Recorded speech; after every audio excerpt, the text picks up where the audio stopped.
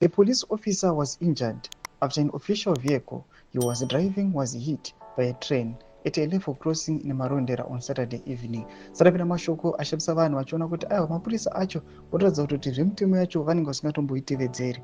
Asi kana muchinge mavaona vakomana vachinge vachisunga vanhu mumastreets kunyange rongotsika white line riya kana kungokurosa that yellow line unotoona vakomana vasvika kunyange ukaonekwa aiwa usina kana kuisa seat belt vakomana vanenge vakutoda mari vakutodhimanda panabva tochiona kuti aiwa another police officer aiwa odhungwa nechitima nekuda kwerecklessness. Sarabira masvika muda nyika pana apa rogwa subscribe or like or on the bell icon.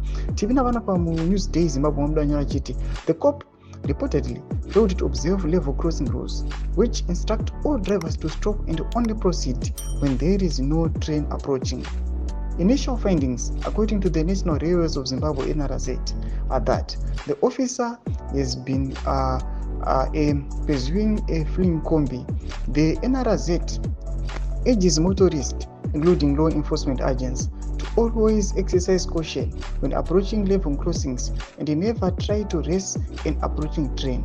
NRZ wrote in a statement. Amboposta this picture aiwa the crash yamuri kuona mota aiwa yakanyasora zoti yakaparara chitima achinangana tsitsi chitima achinangana manegotiation kana chinge chasvika achinena kuti uri mupurisa kana kuti uri president kana kuti uri ani chinongoenda panapa tonyatso kuona kuti aiwa panapa vakomana NRZ vaya vakataura shoko aiwa ranyatso kuuya richipiwa seawareness zvinzi vakomana musazama kuda kuresa aiwa nezvitima chitima achizivi kuti uri mupurisa kana kuti uri ani. Tudze mafunguro enyu moti kudii pamusoro pechitiko ichi pabvina comment section medu. Tudze mafunguro enyu, subscribe or like, the bell icon.